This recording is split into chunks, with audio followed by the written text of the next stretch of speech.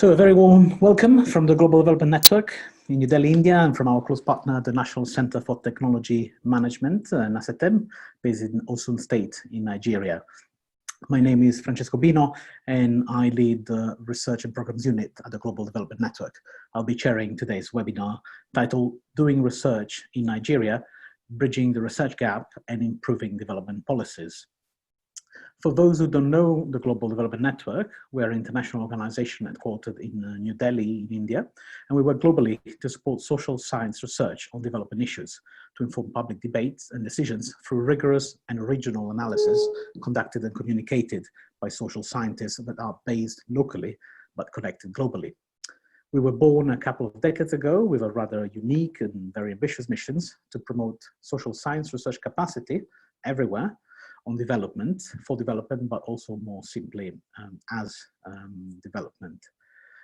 Apologies for the slight delay in starting the webinar. I've been waiting for still a couple of our speakers, but I'll start with the introduction in the meanwhile. This webinar launches a report titled Doing Research in Nigeria, which is a piece of research funded by GDN's Doing Research program, of which I'll talk in a second, and implemented by our close partner, NACETEM. This webinar will last 90 minutes. We'll have a presentation of about 20 minutes by the research team who carry out the study, and 4 rounds of comments from invited speakers. I'll be introducing them later as well. We will then be discussing the presentation with everyone who joined us. We had an overwhelming interest in this webinar, so in order to allow everyone to put forward the questions, I would like to ask you to please use the Q&A functionality on the Zoom platform to put forward your questions, and also please like the questions asked by others that you want to see answered, starting anytime now. Also, please keep an eye out for some of the polls we will be launching after the opening.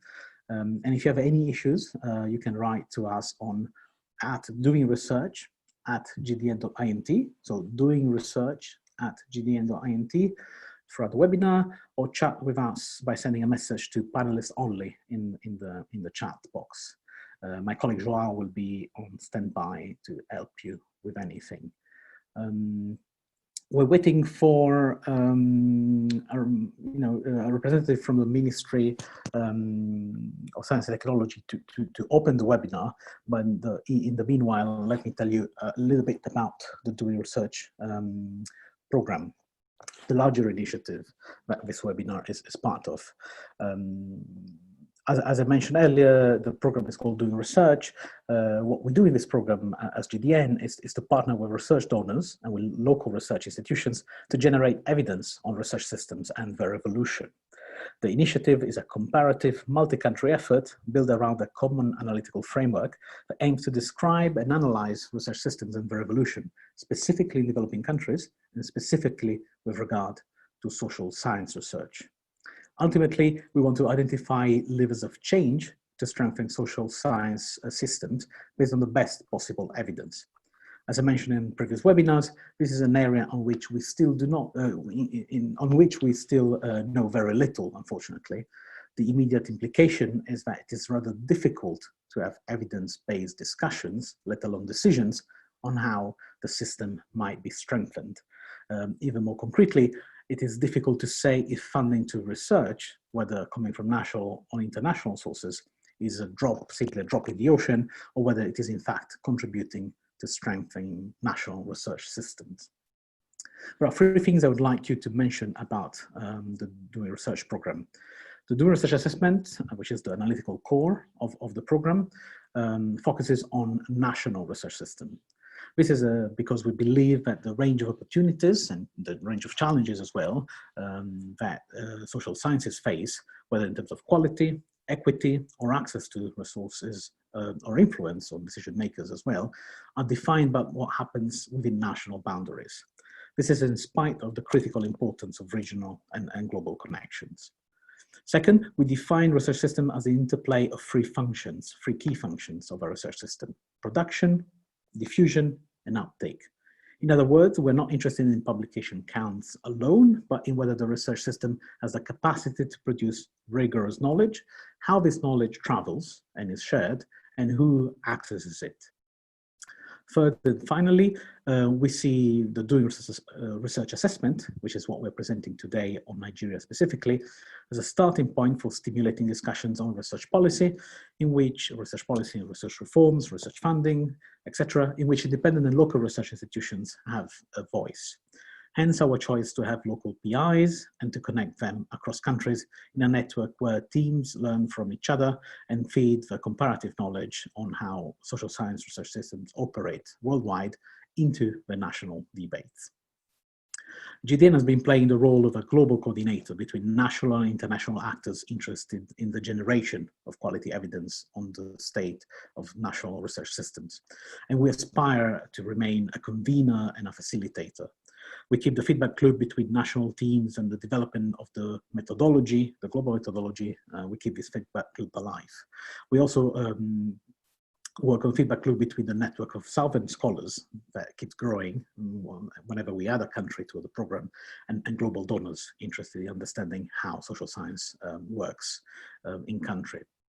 We've currently implemented the program in a dozen countries. The latest entry is Venezuela with a DRC, and we have implemented the full doing research assessment we are presenting today for Nigeria in 4 countries along the last 20 months. Beyond Nigeria, we worked in Bolivia, Myanmar, and in Indonesia with full assessments. This is what we call, or we have been calling, the proof of concept phase of this program, of this initiative. And as we move forward, we're not only eager to present the single country studies we completed, but we want to start looking at what issues recur across countries and how similarly or differently they present themselves in different contexts. And what this means for, of course, for research system strengthening as an agenda, whether nationally or internationally. So please, if this discussion interests you, do get in touch. Now, our invited speaker who was supposed to open the webinar has issues connecting, but so I suggest we just go straight into the presentation. Francesco is connected now. Is he connected? Excellent. Yes, he is. Excellent. Jean, if you can ensure that he has access to the main stage, then I'll introduce him.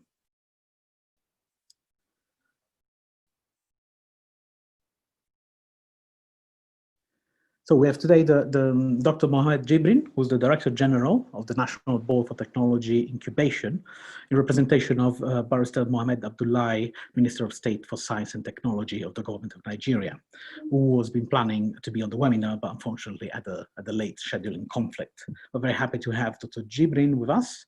Dr. Jibrin is on his 2nd term as Director General of NBTI, having started in 2013. He's a Fellow of the Nigerian Society of Engineers, as well as the prestigious Nigeria Academy of Engineering. I'd like to invite Dr. Jibrin to deliver his welcome remarks on behalf of the Minister.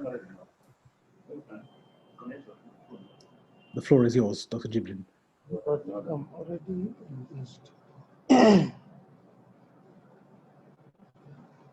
Dr. Jibrin, can you hear us? And which one I used to start?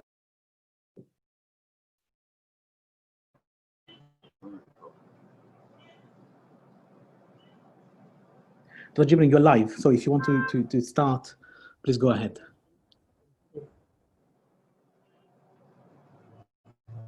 Hello? Yes, we can hear you. Can you hear me?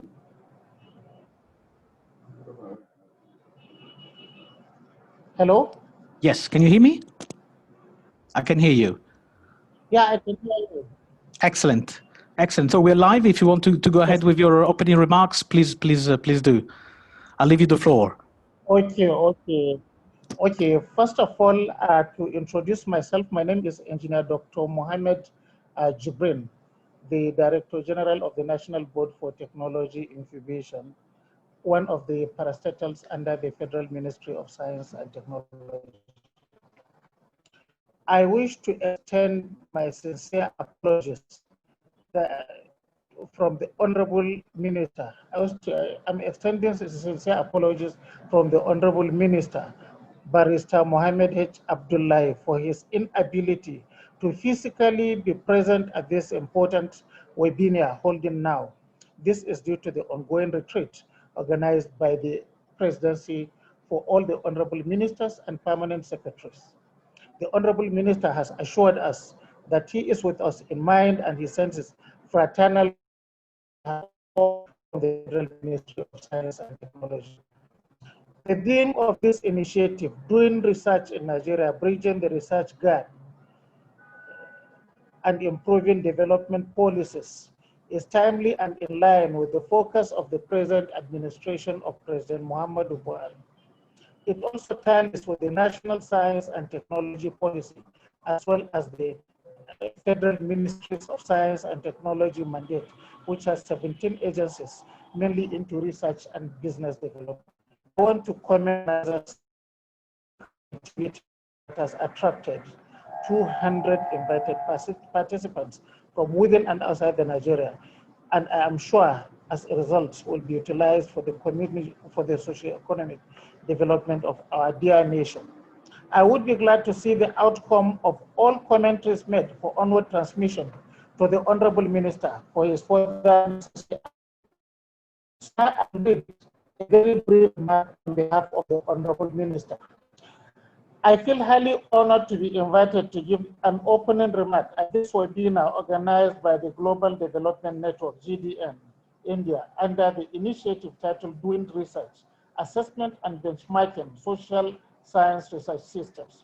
I also thank the organizers of this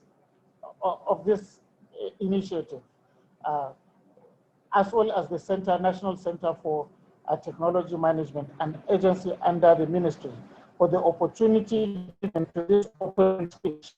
On behalf of the Federal Ministry of Science and Technology and the people of the Federal Republic of Nigeria, I thank the organizers of this virtual meeting. Research and development, as described by the OECD's manual, is one of the range of activities that can generate innovations or through which useful knowledge innovation can be acquired. In particular, science research, that is social science, which deals with issues around societies and human behavior, has become a veritable tool that can help nations understand and deal with the development challenges. However, for us to be able to harness these potentials, there must be sufficient domestic research capacity and evidence-based policies premised on reliable data. Therefore, I am very delighted to know that the main purpose of doing research assessment in Nigeria is to assess and understand how the strengths and weaknesses of the national social research system can enhance the capability to produce, diffuse, and use science research in Nigeria's social and economic development.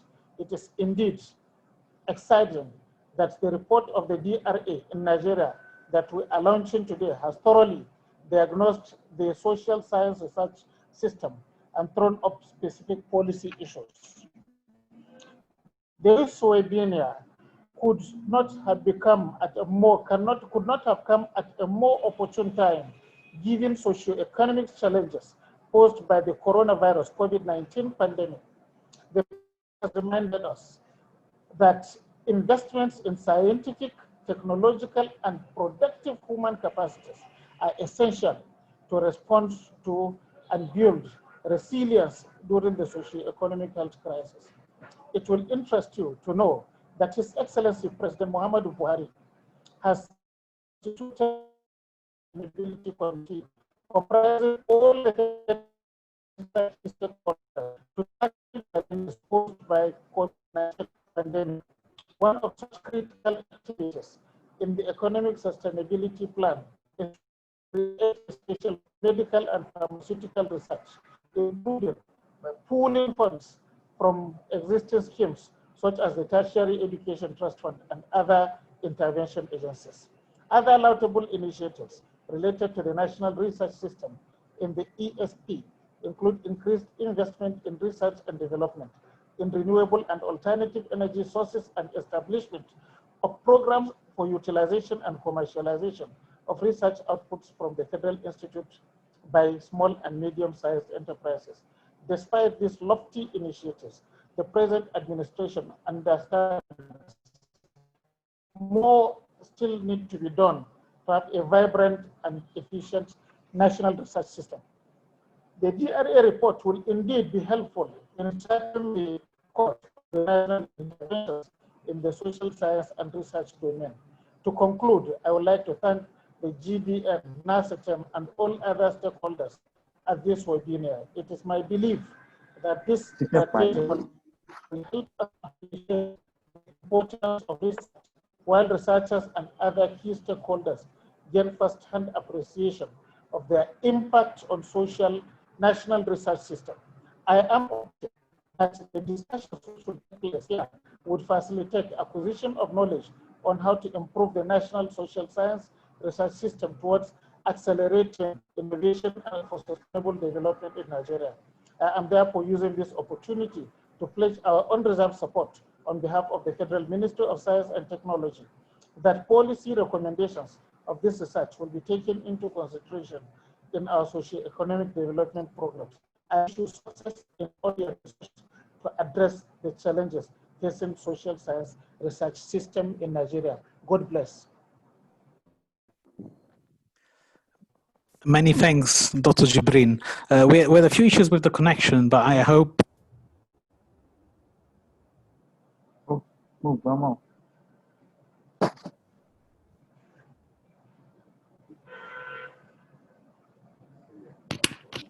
Can you hear me now? Yeah, I can hear you. Yeah, excellent. So I was saying thanks a lot for this this almost commitment to listening to the team and the recommendation and the analysis. And thank you for opening. Sorry about the quality of the connection. I don't know whose side it is, but I had some trouble at some point following because of the internet connectivity. But hopefully others could listening better. Now, without further ado, I'd like to invite to give the floor actually to the colleagues at NACETEM who actually led the study in Nigeria for a presentation of the findings. Our speakers today are Dr. Abiodun Egbetokun, an Assistant Director for Research at the National Center for Technology Management, and his colleague Adedayo Olofineum, Senior Research Officer at NACETEM. Abiodun, Adedayo, the floor is yours. Thank you.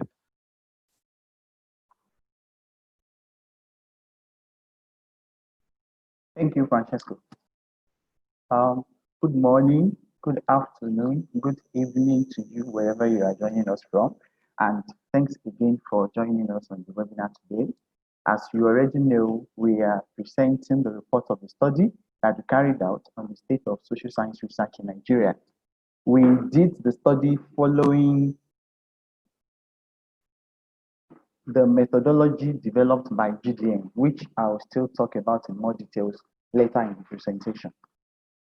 So here is the team at NACETEM that worked on the study. They are very wonderful people. And I want to appreciate the PI for its leadership and resourcefulness. I want to appreciate every member of the team for their wonderful contributions. We also want to be grateful to the team of GDN that provided assistance to us on the project. We also want to appreciate our mentor, Andy from Greenwich University, for his support on the project. Now let's get to work. So the presentation will be along this point. Particularly, the main findings will be discussed along the three main cardinal issues around which the entire study has revolved. That is, we looked at how social science research is produced, how it is diffused, and how it is taken up for policy. We will then talk about some actions to drive a change in the system. Here we present a context for analyzing social science research in Nigeria by comparing two largest producers of social science research in Africa. As you can see from the figures, we are comparing between Nigeria and South Africa. Whereas Nigeria's population is well over 3 times that of South Africa, as you can see from the screen, Nigeria's population is well over 3 times that of South Africa, and there are almost 4 times as many universities in Nigeria as there are in South Africa. Yet, Nigeria produces less than a third of South Africa's social science research output. And these are very recent figures, between 2007 and 2019. Though Nigeria is the second largest producer of social science research in Africa after South Africa, it still does poorly in our own right. This puts in perspective the basic inquiry of this study. That is, if Nigeria has so many people and institutions, we can even say so many resources, because right now Nigeria is the largest economy in Africa. If it has all of these resources and facilities, why does it produce so little social science research? In comparison with another country, we categorized all the important stakeholders in the social science research system in Nigeria into 4 main groups. The first is the higher education institutions, the second is the private sector, the third is the civil society organizations, and the fourth is the government and funding agencies. The HEI consists mainly of universities, because in our system in Nigeria, we have polytechnics, we have monotechnics, but those ones do not really engage in social scientific research. So we concentrated majorly on universities. This group are the major producers of social science research in Nigeria, and they are also very prominent in disseminating it. The civil society organizations and the private sector also engage in production and dissemination of social science research, but their major role is that of a gatekeeper. That is, they stand in between the production and the uptake of social science research. They kind of translate the research that is being done and they apply it to specific issues that are relevant to communities, to people groups, and the market. The GFAs are the most hybrid in our context because they include the government ministries, departments, and agencies at various levels, as well as research institutes. They also include... we lost you again. Bear with us, we have lost the presenters, which is a slight issue when we are in the middle of presentation. So we'll try to have them log back in as soon as possible. Maybe one thing I can share as we wait is some of the interesting things that happen while collecting data, actually, while interviewing people, researchers in particular. And the most interesting kind of misunderstandings that happened during data collection and surveys were actually around the existence of key elements, what we would think key elements of the research system, things like research council and the research policy. So on these 2 questions, systematically, we had researchers giving us answers that didn't actually correspond to the reality of the country. So actually, we had researchers saying, yes, there is a research council in countries like Myanmar, where there isn't actually a research country. Yes, and the same thing happened actually in Nigeria. Most researchers thought that there is a research country, and in some cases also research policy. Well, we know that there isn't yet a research country and a research policy. For anyone who's interested in the reports, anyways, as a side note, you can all access them on our website. There's a link on the homepage of our website that leads you to the results page for each study. So you'll have the whole, each study with also the executive summary, translating local language as well, and links to the webinars we had for other countries. Now, it seems that we are having some trouble getting Abidun and Adedayo back on Zoom. In the meanwhile, my colleague Joao is sharing on the chat the link to the relevant page. So please feel free to click and explore in the meanwhile, or to use the chat to both to ask questions on the Q&A section and to talk to each other. So maybe they're telling us that we're very close to reconnecting. So let me just tell you, for anybody who's interested, how the program works. So how do we select our partners locally, for example. We have a call which is basically open, it's a rolling, on a rolling basis on our website, that calls for institutions that are interested in making of research on research, really, so on rigorous analytical work on the state of health of research systems, part of their own agenda. So we're really looking for institutions locally that have that kind of visions to build a research agenda on this topic. And we do select them on a competitive basis. This is how actually we started all of the 5 partnerships, including Venezuela, in the current phase. But I see they're back. Hopefully we can start again. But yeah, anyway, I'll just keep telling you how we operate. So we're constantly reviewing applications from different parts of the world of institutions who are interested in becoming what we call national focal points for the Do Research programs. Now, the role we see for these institutions is really as partner. So, and this is not just kind of a superficial declaration, because we really see the need to work in depth on the actual adaptation of the global comparative framework to the country context. So this exercise actually, we don't look for consultants to actually collect data from us. We really look for research partners who can actually adapt the framework and the tools to the country reality, and that actually means developing their own research agenda as well, where the Do Research assessment is really the first step in a longer process of committing to research the state of research policy and research infrastructure in their own countries. We have actually a number of countries lined up to start assessments. But we are actually currently waiting for a new wave of funding to go beyond the countries where we've been working at the moment. What has been interesting is to actually not only select competitively these institutions, but also to link them across the world. I think this is where we really see a lot of value in creating a network of researchers across the world who work on these issues, who share a research agenda and can actually develop their own comparative work together. I see that our colleagues are back online. Abiodun, can you hear me? Okay. Yeah, I can hear you. So I'm going to give you back the floor. We are very sorry for the break. We experienced a technical itch that was beyond our control, but thank God I am back now.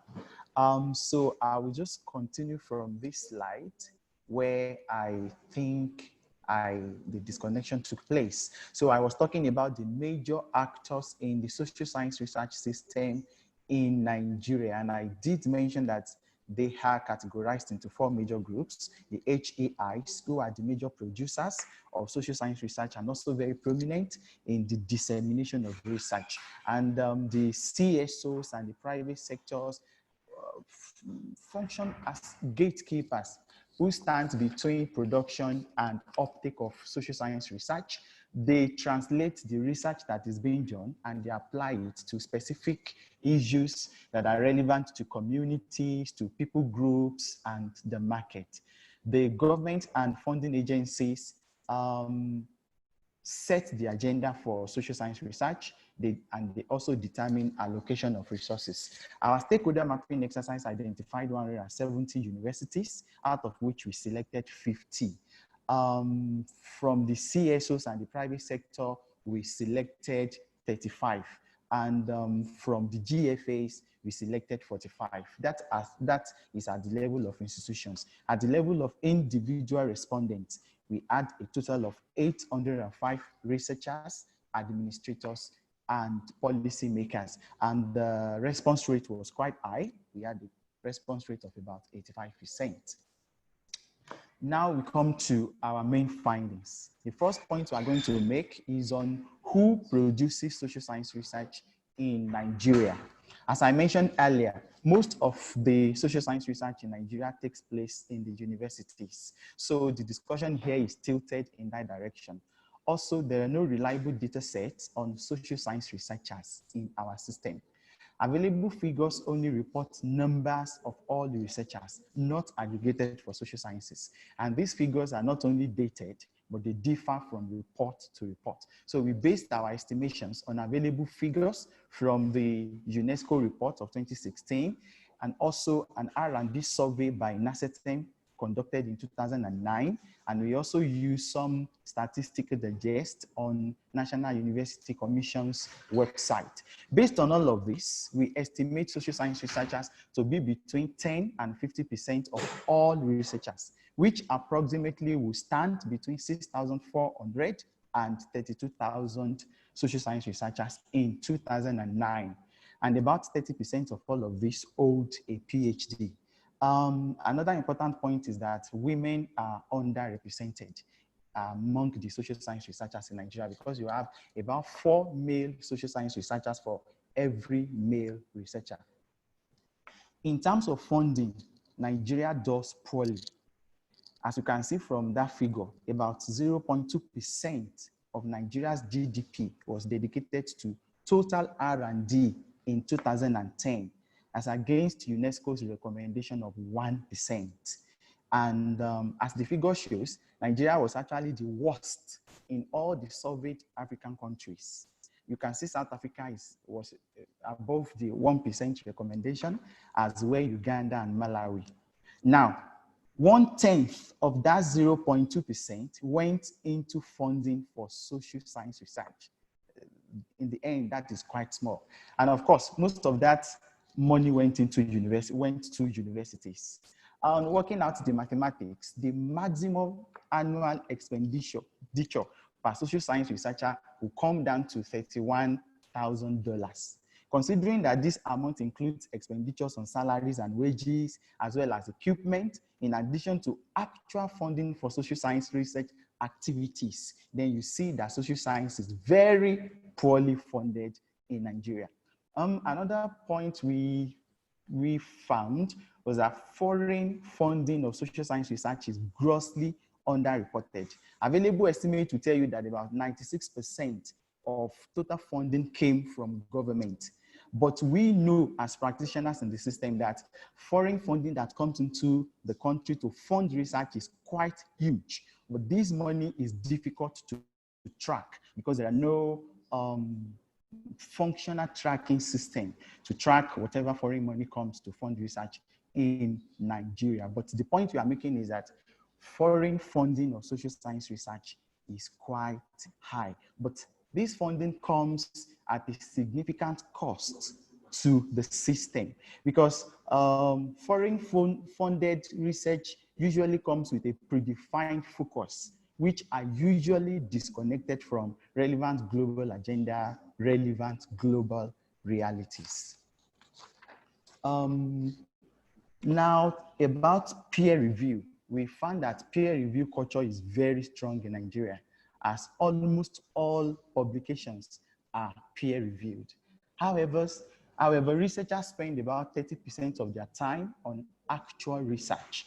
This is because of too many distractions and unnecessary waste of time that researchers experience as a result of poor or completely unavailable research support, both in terms of infrastructure as well as access to data and useful software such as anti-plagiarism software. Even more importantly, the social science research system in Nigeria is poorly coordinated. There is no single institution with a clear mandate to guide, to regulate, to coordinate the entire system, or to enforce ethics. And there is no overarching policy to guide social science research in the system. What that means is that in the end, research activities tend to be, to be fragmented. If you put all of this together, what it means is that researchers have poor incentive to produce quality research. Most of the research that is done is to satisfy promotion requirements, tenure requirements, which is what we know as publish or perish syndrome. And it is not fashionable to be a researcher in Nigeria, just in the way as it is to be a medical doctor or to be an engineer. Now we come to how social science research is diffused or disseminated in our system. First, research is well dispersed in the system. As you can see from the map, there is not a single administrative unit, which we call states, in Nigeria that has less than 2 universities. And although there are more universities in the southwestern part of the country, more than there are in the north, as you can see from the map, on the average, each university contributes about 1.6% of the total production of social science research in Nigeria, which is what you see from that Affindal index there. Also, we found that collaboration is very common among researchers. Co-authorship takes place heavily both within and across disciplines and institutions, locally and internationally. Social science research is diffused and discussed on various channels and platforms. In addition to traditional academic channels, journals, and conferences, social science research is discussed in public debates among people groups like women groups, the poor, the elderly, and the rest. It is discussed on news media. It is discussed in public hearings that are conducted by state and national houses of assembly. And some private consultancies also widely disseminate and engage with various research groups using social science research results. In terms of online visibility of research results, only a few local journals where researchers publish their works are visible on SciMago and on African Journal Online. Hundreds of journals, local journals, and therefore hundreds of thousands of publications end up not being visible. The other time when we were comparing between Nigeria and South Africa, what you see there is what the publications recorded for Nigeria that are online. In addition to those ones, there is this massive, huge number of publications that are not visible. And then we do not know of any local journals that operate in any local language apart from English language. Now we come to the uptake of social science research in Nigeria. First and notably, we found that researchers experience no undue restrictions or influence from political circles in the conduct of social science research. Researchers told us that they enjoy a high level of freedom to conduct and widely discuss their research outputs. But in terms of actual participation in research, there is a disconnect between researchers and policymakers, especially in the aspect of research design. And this disconnect has a carryover effect because policymakers find it difficult to take up and use the results of the research, the design of which they were not part of. We also find that policymakers consult experts for input into policy, but these experts are not always researchers, and their input into policies are not always based on research evidence. We found that elected policymakers themselves are mostly politicians. Those among them who have research or academic backgrounds or experiences are always few and far between, both at the central and decentralized levels of governance. And that has an implication on how much they appreciate research results and all of research stuff. Here is an overview of key action points that can drive the required change in the social science research system in Nigeria. And we have identified key stakeholders that are particularly responsible for each of them. The first one is to create strong and coordinated regulatory frameworks for SSR in Nigeria. That is very key. And the existence of a centralized body coordinating national research system will go a long way in even informing some of these other action points that we have identified. Another one is to create demand for high quality research. That is also very key. We need to overhaul incentives and assessment system to reward quality in research production rather than just numbers. There is the need to connect research agenda to local development challenges and priorities. That is an action point for government and donors. There is need for demand of clear uptake plans as part of research grants. Supporting the gathering of data, secondary data, curating it, and making sure that researchers have access to it is very, very key in our system. And as you can see, that is the responsibility of every actor group. And then, of course, increase of local funding for research, for infrastructure, for research support is also very key. Looking through the whole of this, you can see that the government is implicated in all of the action points, and even donors also are implicated in, a number of them. Some of the other actors are implicated in just like one or a few, and that is because whatever these other actor groups do depend almost exclusively on what the government and the donors do as far as social science research is concerned. The social science research system in Nigeria has huge potentials to drive broad-based socio-economic development. And if these limiting structural barriers are addressed, Nigeria can very well be a major player, not only on the continent, but even globally. On this point, I want to thank everyone for your participation. Thank you. Thank you very much, Adedayo. Can you hear me? Yes, I can. Yes, excellent. So sorry, I've also having my own IT problems on my own side. So thanks a lot for the presentation. I think a lot you cover a lot of ground. Of course, will be launching. Of course, the report will be available very soon on if it's not already available on our website, but definitely after the webinar. Now, hoping that technology keeps helping us a little bit. We haven't been too lucky so far. I'd like to kind of pass on to the discussants. We invited a number of people to share their own thoughts and their own kind of take on the report and on the findings on the state of social science research in Nigeria, to share the comments with us. The first one is Professor Andy Frost. Andy heads the Food and Markets Department at the National Resources Institute in the UK. He has over 25 years of experience in academia, research, project management, and evaluation. He has worked extensively on how and why best to get research into use, including by managing a large DFID funding research into use program. Very relevant to today's discussion, he also recently completed a program called Knowledge Systems Innovation in Kenya, Tanzania, and Rwanda. Even more relevant is the fact that Andy acted as a scientific and technical advisor to the NACETEM team and GDN for this specific study. So Andy, off to you.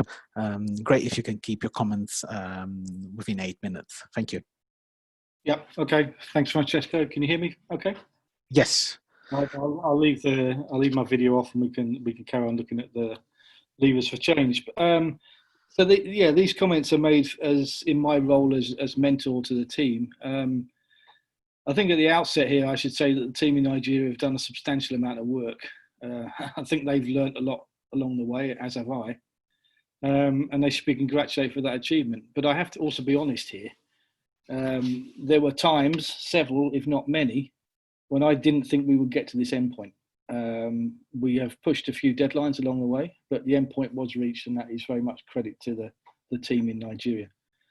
The task was a challenging one given the scale of the country.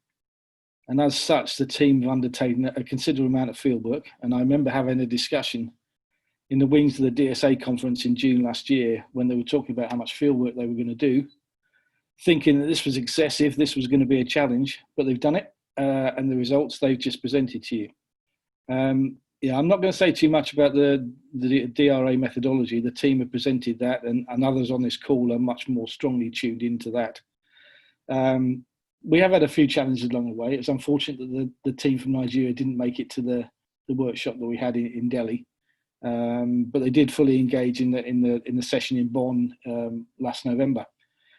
One comment I would make about the team is that they tended to adopt the methodology as it was stated, and did not really adapt it to the country context. And this is, maybe they didn't appreciate how much flexibility there was in that, but I think this is quite an important take-home message with regard to to the methodology this project has put forward. I've frequently thought on hindsight that maybe this study should have taken a deeper dive into a smaller geographic area, looking at a few states instead of the entire country. But yeah, of course, if we adopted that scenario, we'd have been criticised for not having a study that was indicative for the country. So this report presented covers a whole country. So it's a fairly unique piece of work, and hopefully it highlights where change can most appropriately be made. I guess some will argue the report is too long, but it's a substantial bit of work. I really want to focus on a few, really 3 points that for me are sort of things that I've really taken notice of over the course of this project. Quality, not quantity. Here's a real area of concern thinking about the future. Nigeria has a quite staggering scale to its social research system. I think this study identified nearly 2,000 organisations who produce a mass of publications, but the incentives are given on the quantity volume of publications. This what the report describes as the publish or perish syndrome, and not on the quality of these publications. And this is something that really needs to be changed, and incentives need to be given for the quality of research and not the quantity of research. So the bulk of social science is undertaken within the university system. That was quite a clear finding. To much lesser extent to research institutions, and even lesser extent to private sector and civil society entities. Much of the social science and indeed, social science research and indeed research in general is financed by foreign donors. And this study has started to tease that out. Frequently led by foreign institutions, and this inevitably introduces bias. As I said, as Francesca just said, I've just finished a study for Diffusion in East Africa, and we see the same bias. And frequently this concentrates on health research, which is always important, is not necessarily the most important bit of research for that particular country. So in short, research needs to be better linked to the local development challenges and priorities.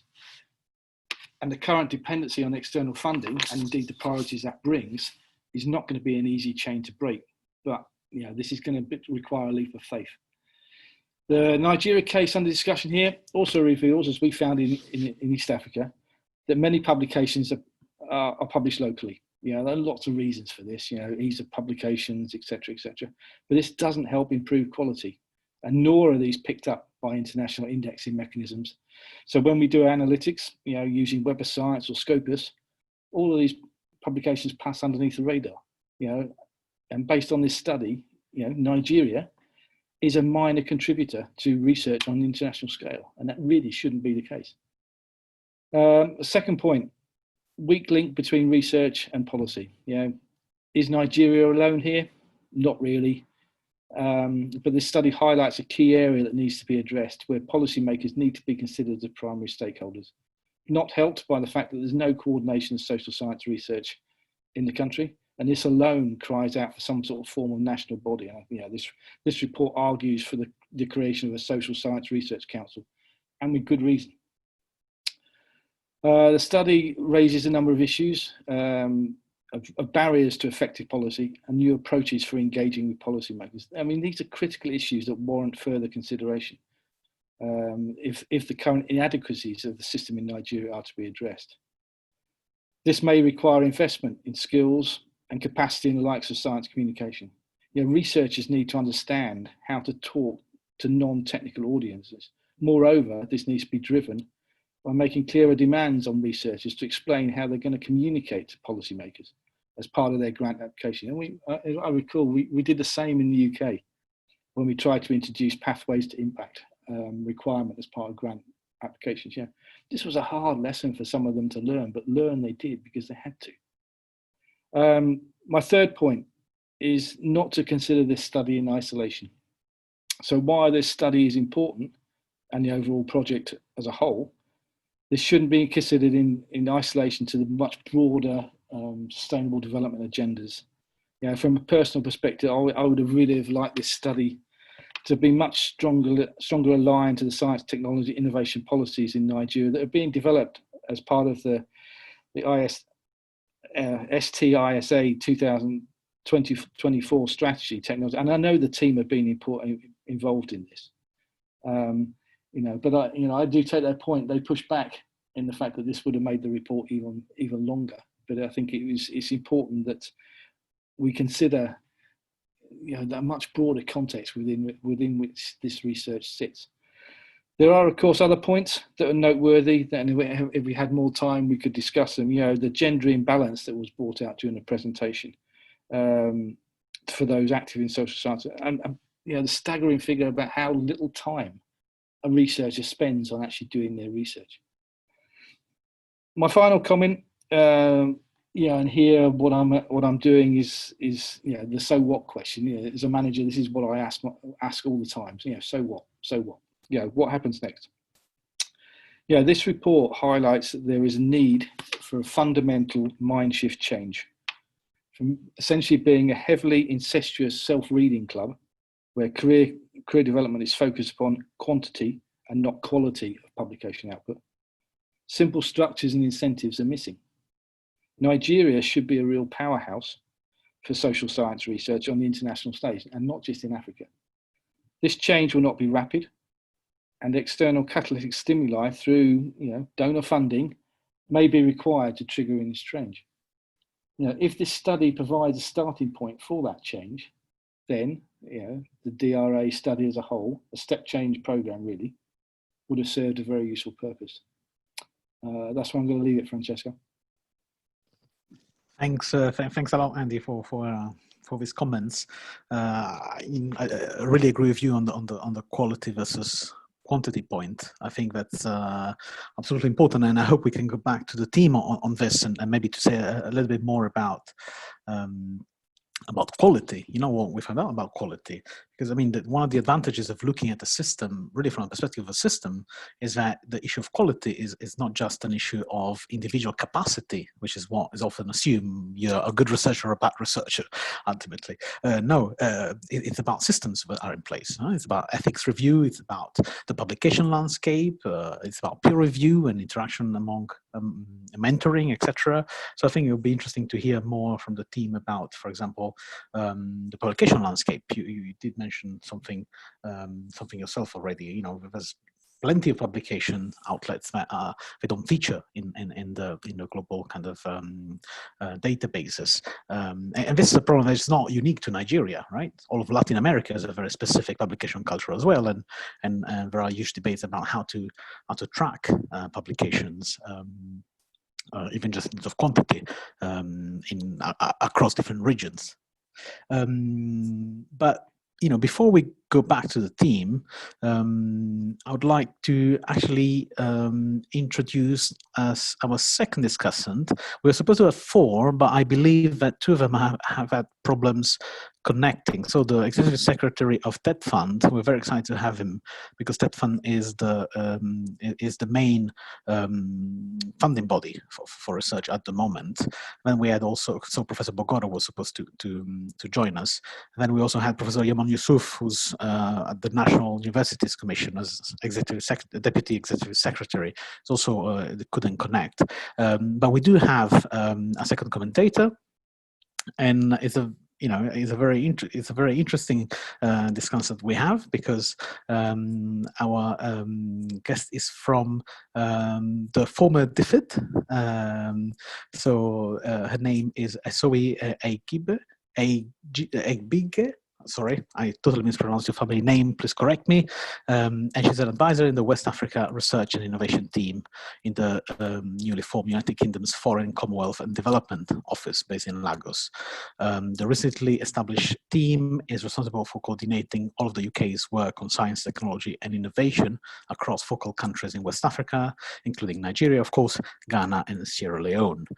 Previously, SOE worked as an education advisor within UK's former DFID in Abuja and was responsible for basic education and skills. Sorry, off to you for your own comments. 8 minutes again. Thanks a lot.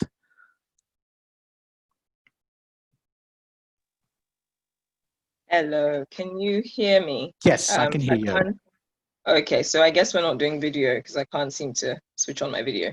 So hello, good afternoon, everyone. Thank you for inviting us and me. My name is Esohe Eibike. I'm very pleased to be here supporting the launch of this report on doing research in Nigeria.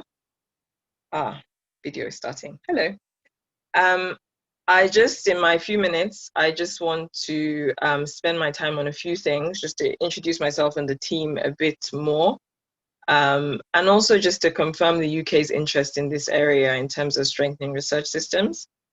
I want to highlight some findings from work we've recently commissioned on strengthening research systems in Nigeria, especially in areas that resonate with the findings of this DRA report. And just demonstrate that how useful we find this report, and thank the team for doing this work.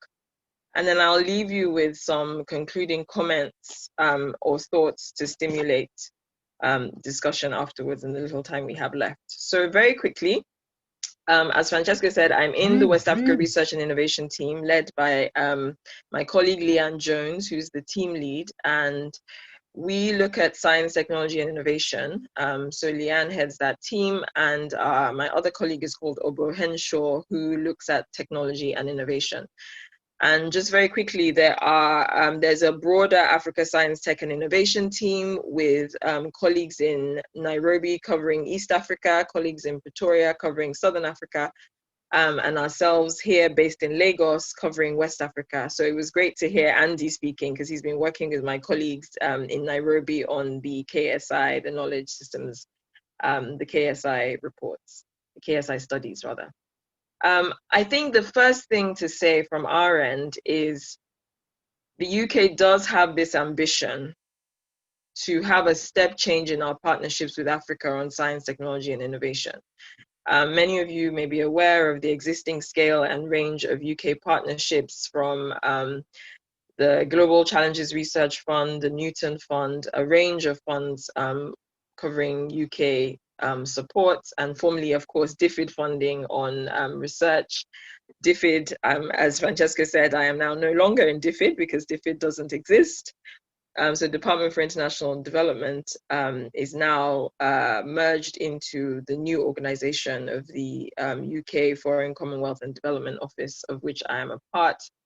And just to be clear, we have 4 objectives. The first one is to improve coherence of all UK overseas development assistance on science, tech and innovation, and to support a country's own investments and priorities. So that second bit, to support a country's own investments and priorities, is definitely resonating with this doing research in Nigeria report, and also Andy's comments just now, that we recognize the need to kind of tailor our support more in line with country's own investments and priorities. So we're really glad the report highlights that.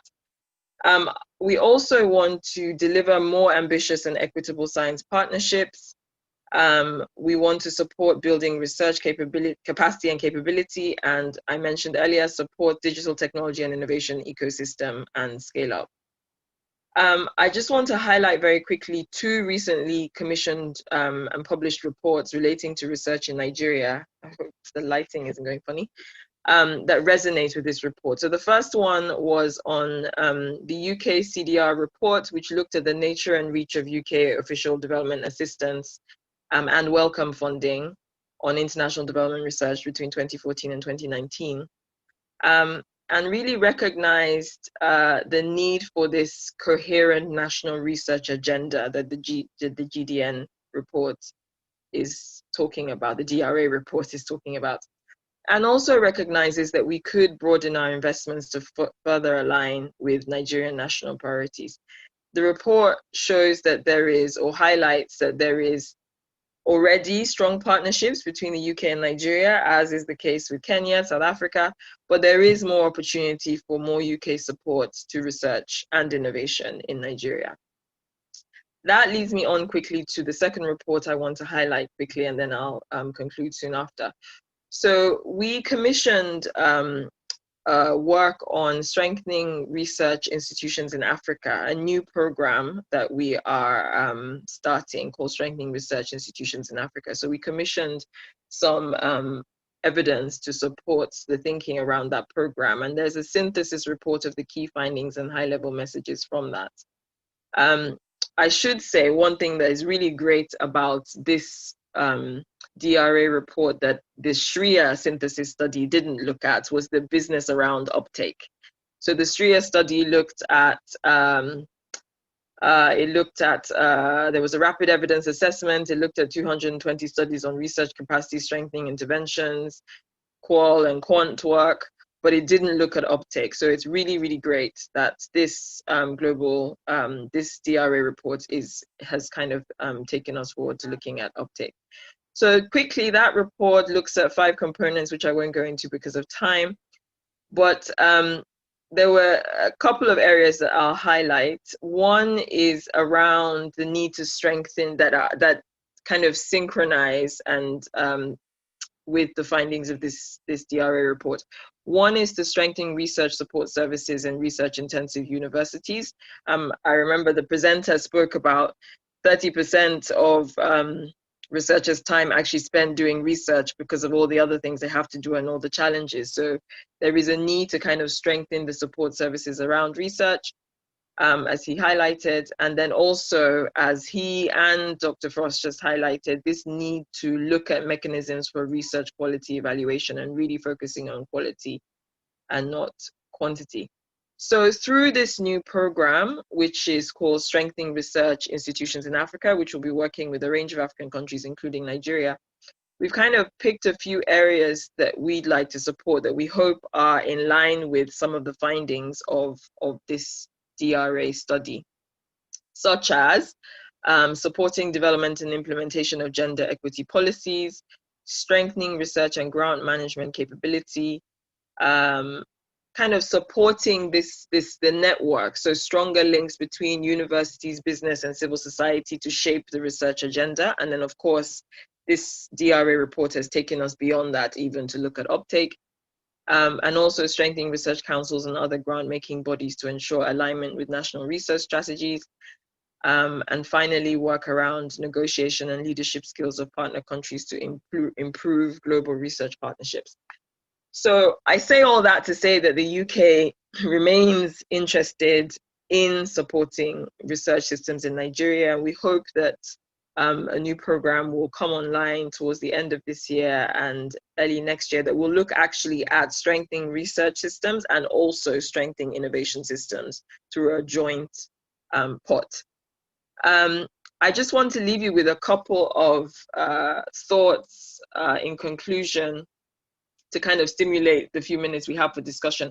So on the point around bridging the research to policy gap, I see that it was a major area that the report highlighted. And I wondered whether the presenters or any other people on this call could really share any positive experiences where we've seen that research to policy gap bridge. Do we have examples, for example, of collaborative research teams whereby policymakers and researchers in institutions are sitting down to formulate the research question together, so that as they, potentially including civil society, legislators, even maybe media, all sitting together to work on the research question so that the opportunity for uptake is greater. From my previous experience working in basic education, there are a couple of examples around collaborative research looking at teacher education policy in northern Nigeria. So it'd be good to hear if others on the call have such experiences around collaborative research to strengthen this uptake gap. The other thing I wanted to leave you with was, it was very clear from the reports that there is a big recommendation around creation of a new social science research council. So as someone who, as partners with government is the UK, and myself having worked with various government officials over the years in Nigeria, and given where we are now with the economy, it might sound good to write down, but in practice, I don't know how government would feel. It'd be good if government reps on the call could speak, would feel about creating another agency. So I wonder, at a time when there's a lot of discussion about streamlining and managing the country's budget, so I wonder whether the presenters or others on the call may have some reflections around if that particular recommendation weren't taken, is there a kind of plan B whereby we could support the coordination issues that have been recognized through perhaps strengthening existing institutions or getting an existing institution to step up its mandate to take up that role that you'd want a social science research council to do? And if so, which existing institutions could do that? Just kind of being pragmatic about it. And the third one is really around the last few months and the experiences of COVID. And I'm wondering, it's been interesting seeing the government's response in relation to kind of using data to make decisions and having a plan and then saying that the data and the evidence leads them to perhaps change that plan and therefore potentially disappoint people with regards to lockdowns or opening airports or whatever it is.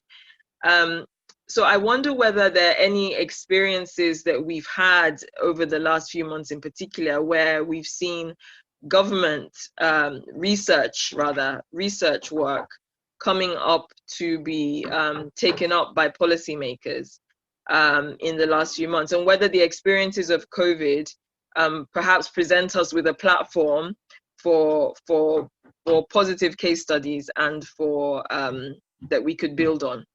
That's my child knocking on my door, so I will stop now. Over. Thank you very much. Sorry, thank you very much. So a lot of questions, and also a few questions also on the question and answer kind of box. So if Abiodun and Adedayo want to switch on the video, we can start going through some of these. I suggest starting from this last one, since it's so important to the, so prominent in the findings of the report. The point about the creating a council, creating a reference institution that would coordinate and regulate the sector. Is it realistic? Because I mean, the report, of course, you talk about the National Research and Innovation Council, which was established with the STI policy in 2012, inaugurated in 2014, but has never been active really since. So there have been attempts in the past. There are other bodies who are playing partially the role such a council would have. By the National Universities Commission plays some role. They would be maybe part of what a research council could do, that fund as well. So how do you see this happening? Are you thinking of a new institution, or is there an institution where is ready with some work to take on more responsibility and play that role? Yeah. Can you hear me? Yes. Okay, good. I think the answer to that is fairly straightforward. Recently in the political landscape, anyone that is familiar with governance in Nigeria would understand this. The present administration is actually concerned about reducing the cost of governance. So Esohe is exactly right about the fact that mooting the idea of an entirely new institution at this time may not necessarily be a policy move that will be taken seriously by the government. That's not to say that the policy recommendation is bad in itself or not viable, but it's just to say that at this time, it may not necessarily be something that will settle well with the government, because as you know, we're talking of building an entirely new organization from scratch. It's a very expensive process, both in terms of time, financial resources, and personnel. The Nigerian system is quite well positioned in starting action in that direction, given that the Tertiary Education Trust Fund, as the report actually identified, about the most significant domestic funder of research in the country. So to borrow Esohe's terms, the mandate and the functioning of that fund could quite easily be upgraded to play the role of a science granting council or a research council. The potential challenge to having TED Fund play that kind of role is that of vested interest. because given the history of TED Fund itself, it emerged, it evolved actually out of agitation by the university system for more significant research funding. And as we speak, TED Fund caters primarily to the research needs of the university system. And of course, some level of infrastructural needs as well. So if we're speaking about a council that addresses research agenda setting, coordination needs, and funding needs across the entire research system, a body like TED Fund could potentially become exclusive if it is simply upgraded without a major change in the modus operandi and in the mission and vision of the organization. And NICEA, of course, which is an agency of the Ministry of National Planning, could very well, it's a social science research organization, largely they deal with issues of economic development and other socioeconomic issues, could also play that role. So there is no wanting of organizations that could be upgraded, in terms of their vision, mission with the right amount of support. And we could also imagine a scenario where we create a center of excellence system. In the country right now in the sciences, there's a chain of centers of excellence funded by the World Bank that perform different roles. There is one in genetics of infectious diseases. There are some in ICT for development and so on and so forth. So that's also a viable direction that could be considered. Thank you. Thank you. I mean, I guess, a lot of the inspiration about this comes from the example of South Africa as well, and how it's, because you refer multiple times to South Africa as a rather sophisticated system in terms of its governance of research. But it'll be interesting to see, if there is no political will to create a new institution, how existing institutions take of a science council, and if so, how they could work together in a way, taking different parts of this role. But this is all, of course, speculation, really. But it's interesting to see what comes next from these actors themselves. There's a question about again, high quality research, and particularly about the demand for high quality research. So Ramona is asking, any specific examples you've heard from stakeholders? It's not clear that she's asking from the researcher side or from the policy actor side, but maybe you can give us the example that come to mind in terms of the increasing demand for high quality research among policy actors. Is there an increasing demand for high quality research among policy actors? And how did you sense this in your interviews? Yeah, there is indeed an increasing demand. I mean, we wouldn't say that the country is at a level where the demand for scientific evidence in policy making is impressive, but it's considerably better than it used to be. To cite two specific examples, the National Assembly very recently released what they call their legislative agenda. They do this from time to time, basically to communicate to the public the kind of things they have in mind in terms of, policy making and law making over the next couple of years. So the legislative agenda now that was released a couple of weeks back covers the 2 years between 2020 and 2022, if I remember correctly.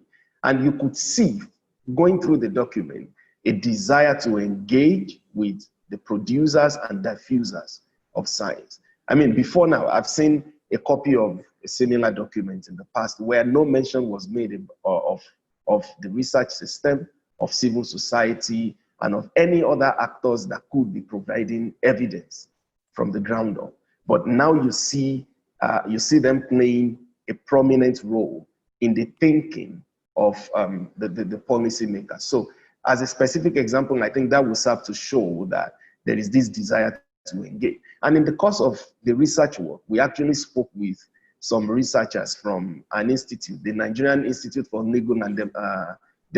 Legislative and Democratic Studies, actually. It's a research institute that caters to the research needs of the National Assembly.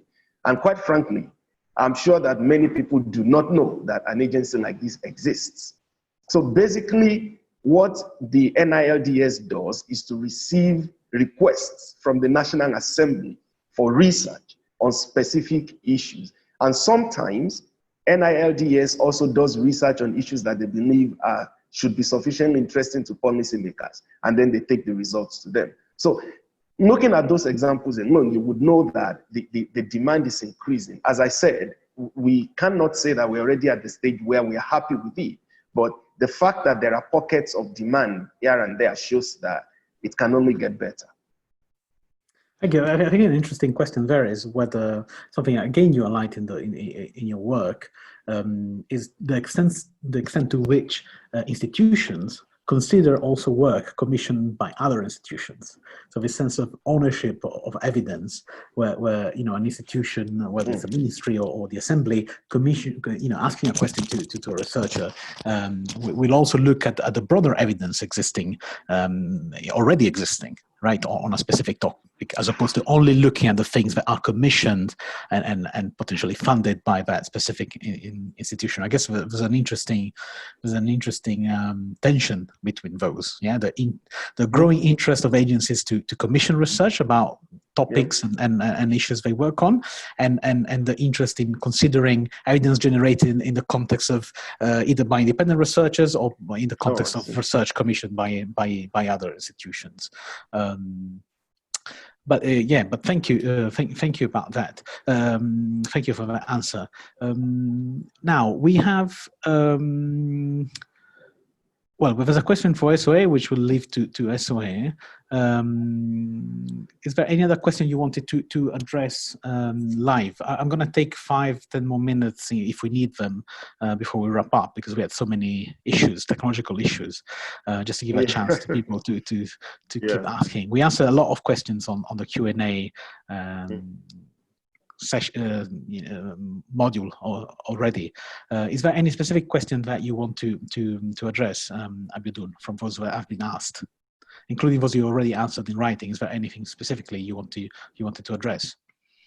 Well, I think we've attempted to address most of the questions, but the quick point I would like to make is about the coverage of the study that we did. I mean, I saw 1 or 2 questions, one asking about whether we did bibliometrics to look at certain indicators in detail, and then asking about whether we considered research institutes, non-university researchers as a whole. And in terms of coverage, you know, there is a conflict between being representative, which for us in Nigeria sometimes means, you know, touching the ground across the entire country, and being, you know, being very focused and deep by taking a small chunk of the country. And we thought it was better to be representative, to be able to speak to all the relevant issues across board. So we actually did consider the population of researchers outside the university system. And that kind of places a huge question mark on some of the estimates, particularly in relation to funding and researchers that we have, in terms of whether it includes every possible researcher that is doing research in the social sciences in Nigeria. I would say that anything short of a census, which we did not do, is not able to provide that answer. And of course, bibliometrics is a very specific thing. So it's something that we believe is worth pursuing in its own right, because it will provide detailed answers to some very specific questions, which of course are not the only questions that we're trying to answer. So I thought it's important to just to mention those 2 points.